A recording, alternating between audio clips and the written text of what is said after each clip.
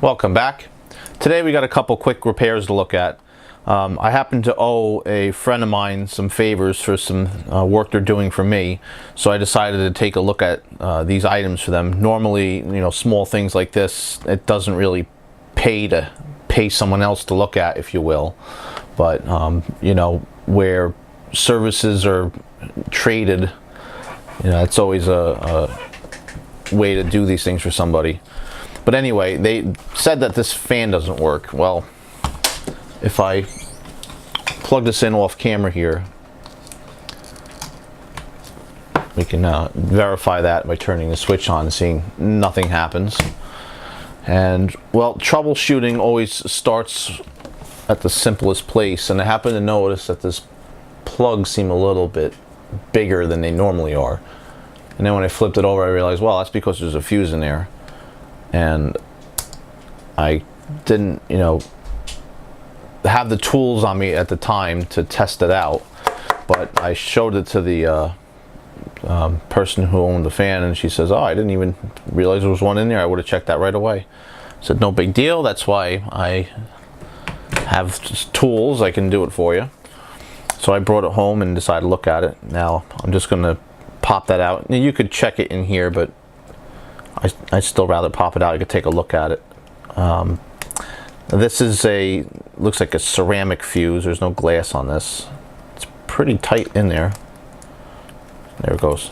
You can see it's a little tiny guy. And we could test this with the continuity meter. I just happen to have my Fluke here in the background, faithfully waiting for it to be used. And just the way a continuity meter works, if you touch it, you get tone. So obviously, something like my pliers here, if I touch the tips of the pliers, you get tone because it's the metal's got continuity. So if I try this fuse over here, we got continuity. So that shows me that the fuse is not blown. Okay, so that's the easiest thing to check first, obviously. So unfortunately, when the easiest thing works, that makes your problem harder, because obviously if the fuse doesn't work, what's the next step in the line? Well, it's a motor. It's got a switch on it, so it's going to be the power switch, right? You would think that would be the next thing in line, followed by the motor. I'm just trying to get this fuse back in there. The terminals that hold that in place are really tight. All right. So the wire goes up, like I said, it goes up to this speed control here. And it looks like we have to take the fan apart, maybe. There's two screws at the top. I don't see anything in the bottom. It's possible it just hinges in here. So I'm going to go ahead and grab a Phillips screwdriver. I'll spare you the boredom. I'm going to go ahead and take the back cover off. All right, so we can see I got the back cover off, and it is a bit dusty in there. And this is what I think they call C-frame motor, where we got the actual coil down the bottom here, and then there's the actual frame of the motor with the bearing in the middle, and that's where the coil is. So it's the electrons kind of flow around, and yeah, you can see it's really dusty.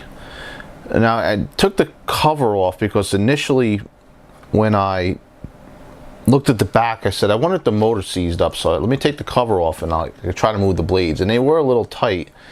So I'm wondering if that's what the case was. They just happened to seize up a little bit. So I'm going to go ahead and actually plug this in now and see if that made any difference, just moving that motor. Also, I had to take the knob off the back here, or so I thought. That wasn't really necessary. So let's see. Nope, still nothing. Well, that was to be as expected. I wasn't really expecting a miracle there. But the problem's either going to be here in this switch, or, like I said, that motor. I don't hear any buzzing in here. Nothing is vibrating, so that doesn't, again, that doesn't really mean much, but oh, I hear the motor buzzing a little bit now, actually. Of course, because it's switched on. But Alas, she's still not turning, but just a little bit. Could this be just, you know, built up dust? It's very possible. Well, there's one way to find out, and I guess that's to do a complete tear down here. And there's 2 screws in here. Looks like I could take those out and the frame should come out. And I might be able to pop the blades off the front and take another look at it. I took this apart a little bit further now. I actually ended up taking the switch off the back, and how I did that was just using the pair of nippy pliers here, just little needle points I should say. I pushed in the contact and that released the wire. They're just push contacts. You just insert the wire and you're pretty much done. And on the back here I just marked which one goes where. One's blue, one's red, and then there's a black wire which connects directly to the wire here coming out of the wall, and the other lead is your line, and that connects to the switch here. There's a little L indicator in the back. So that was the switch out. One last thing I'm going to do here is just disconnect the wire here. Now this is a crimp connector, so unfortunately I can't uncrimp it, so I'm going to have to cut it, and I'll deal with it later. That'll help too, because I'll remember that the cut end is the one that had the crimp on it. Also, when I took the 2 screws out and the motor came out, I noticed there was a screw and a bolt, and that actually holds this bracket in that holds the armature in the middle with this spindle that comes out the end here. And I want to be able to get this out, but able to do that I have to take those screws out. One came out real easily, the other one is giving me quite a difficult problem. But that's going to help clean this and just make sure everything is right in there, because it's turning, so I'm pretty sure the speed switch works. I mean, it wouldn't hurt to try to spray inside there somehow with something to try to maybe clean the contacts, just in case they're suspect. But I'm leaning towards the motor, and also it's dusty as heck in here, so I'll probably run these plastic pieces under the water, under the faucet in my sink here I should say, just to clean them up. I'm not going to spend a terrible amount of time on this because it's probably only a $5 fan in all honesty. The other project, while I let this simmer for a second, I kind of have hanging up to the side over here. Now, unfortunately, this sat in the back of my van for a couple days, so the batteries are dead. But what this is a Dragonfly light. There's 1, 2, 3, 4, 5, 6 different Dragonflies, and there's a color changing LED in there. And then up here on the top is the little solar panel with the on-off switch and the battery cover. And I think if I turn these on, it actually might come on. I'm definitely gonna have to kill some studio lights here. Perhaps we'll see. It might be still dead anyway. Yeah, it's probably dead anyway. Oh, nope, there we go, we have color. For a brief second there we had color. But the gist of it is this topmost one here isn't working. It's completely dead, and the story goes it fell over. She's had a couple of these, and this particular one just fell off where it was hung on to several times. And the last time it fell, that kind of put a kibosh on that last one working. So we're going to examine it and see what makes her tick and find out why it's not working. I would imagine it's a loose connection up here in the main controller board, or perhaps something actually happened with the LED, but we'll trace it out and see. And they use really, really thin wiring here, very similar to what they would use in headphones. You kind of got, you know, both wires in this one little thin sleeve. And again, it's one of those things, wasn't a lot of money, but you know, she has a few of them and it drives her nuts that just this one Dragonfly doesn't work. So we'll see if we can figure that one out. We'll get to that in just a few moments after the fan, but I'm going to actually take all these plastic pieces over to the sink like I mentioned, and we'll get them all cleaned up. And that's going to be pretty much all these guys here. This one piece here, once I undo the little knot in the wire here and the little grommet and all that stuff, I can pull the wire out and then there's no electronics left in this. You know, it's just one of those things. It's dusty, so it would be better to just have that clean. And I'll work on getting this screw out. All right, unfortunately I had to put this project on hold for a couple days while I attended to some other matters that are a little more important, we'll say. Sometimes it's all about priority. Which is okay, because the person I'm doing the favor for here with this particular fan and the other lighting unit here said, you know, not to worry about it, it's no rush, take your time, you know, that whole kind of thing. So they're kind of at my mercy, but they know that it's okay. Anyway, what I went ahead and did was I just completely disassembled the rest of the motor. Nothing special as far as the disassembly. There's just a nut and bolt, actually two of them. There's two brackets here, and then there's the actual rotor here in the middle. And this is a very interesting kind of motor.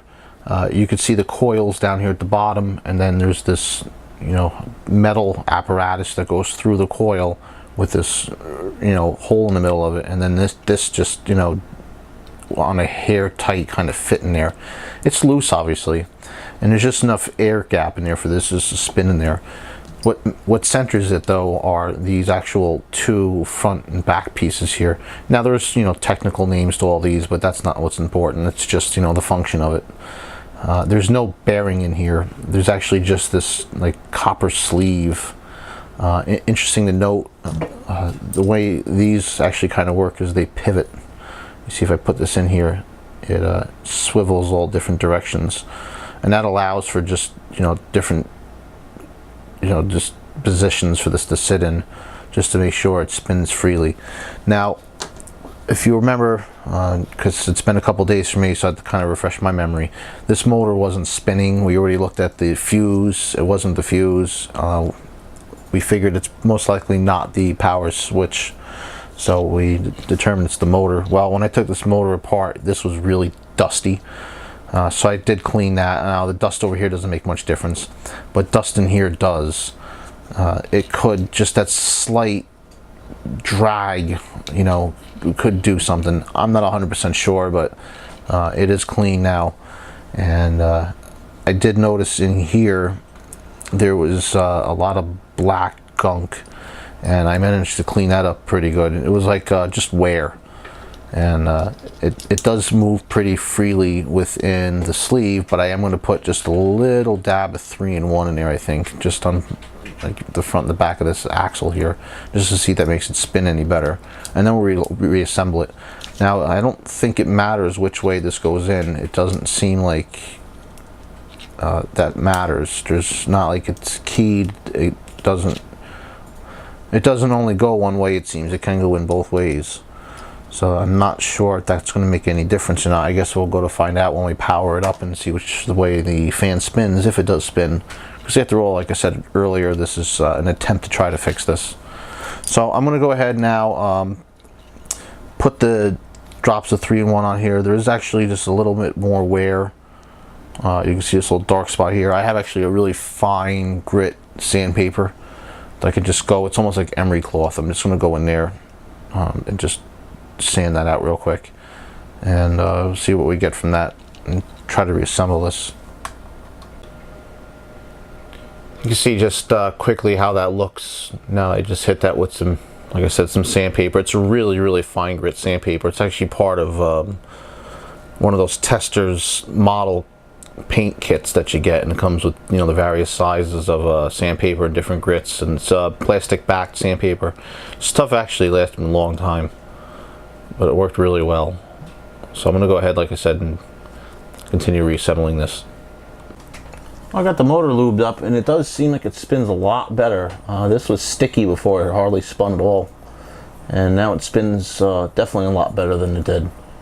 It doesn't free spin for a long time, but it does free spin, so that's pretty good.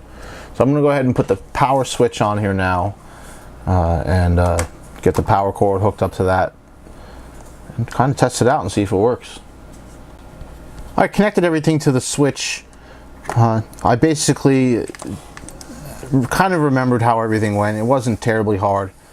The side that went into the switch here, it actually has a little L for line.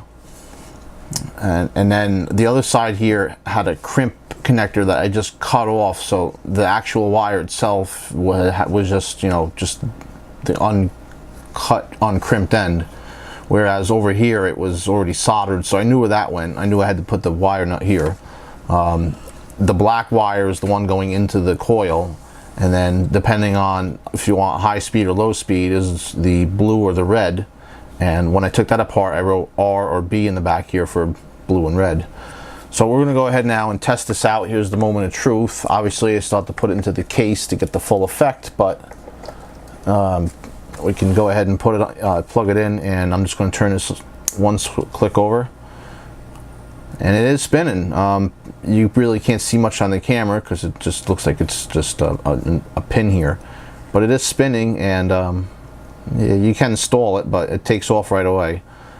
And it sounds like it's running pretty good. Yeah, let's try the next speed up, which is the other direction. Yeah, it's just, you know, it's going faster, it's buzzing quicker. So that's a good sign. It's definitely not dead. And just was a little dirty and, you know, needed to be lubricated. So now I'm going to go ahead and obviously cut the recording here and reassemble the entire fan just so we can get the full effect. And now that we're together, let's see what we got. With a little bit of luck and hope it's put together correctly. Yep, there's the low speed, and then here's high speed. And it sounds pretty healthy. Sounds like a brand new fan again, which is good considering that it didn't run at all. Now, in the beginning of the video, I mentioned there was two things I wanted to try to fix. This was one of them. The other one was some LED lights. Unfortunately, this is all I'm going to be able to get to tonight in this particular recording session. It is actually now Thursday, very early morning, and I want to get this video ready for this evening. And I don't really have much more time to do any more recording. So what I'm going to do is I'm going to save the other project for later, and I'll just pan up here real quickly, just so we can see that here in the distance. And you can see it's right over here, just these Humminbird LED lights. I mentioned them earlier. I may have even showed it. I don't remember the footage. I recorded already. But anyway, enough of that. So yeah, we're just going to go ahead and call it a night for now, and we'll come back with another video. Part 2 of this will be exploring those LED lights and figuring out why they're not working. But for now, at least we have this fan working. She'll be happy to get that back. Yeah. Just goes to show you sometimes with these little consumer electronics. Yeah, I know they're cheap, but you know, what's the sense if it's broken? What difference does it make if you take it apart to try to fix it? You can't break it more. It's already broken, right? So just poking around like we did today and just looking at the switch and the fuse and then eventually the motor, just showed us all we needed to do is just apply a couple drops of 3-in-1 oil and clean up some wear. And that was it. And we have a perfectly good working fan again, which is awesome. It saves this from going in the landfill and saves the person who owned it from having to go out and buy a new one. Now again, like I said, are you going to pay someone to fix this for you? Probably not. Is it worth my time as a repair shop to fix these things? Probably not. But at the same token, you know, if you just follow my advice and try to fix it yourself, then it's worth it. I mean, most people I know have 3-in-1 oil or some kind of a lubricant like that, who are, well, most people I know who are handy at least have some kind of something like that lying around. And a screwdriver and a pair of pliers really was all I needed elsewise just to get the rest of this apart. So it wasn't difficult. So what difference does it make, right? So just throwing it away. I mean, I don't know what this cost. It could have been a $10 fan. It could have been a $5 fan. Could have been a $25 fan. I really have no idea. But all I know is it's one more piece that's been repaired. So with that, if you like these kind of videos, give me a thumbs up and subscribe to the channel if you're not subscribed already. That's how we grow. That's how this community that I'm starting to get started here is going to get off the ground big time. We have a good group of people already, and I like the way it's going. So by all means, please do click that subscribe button. And thanks for watching. We'll see you next episode.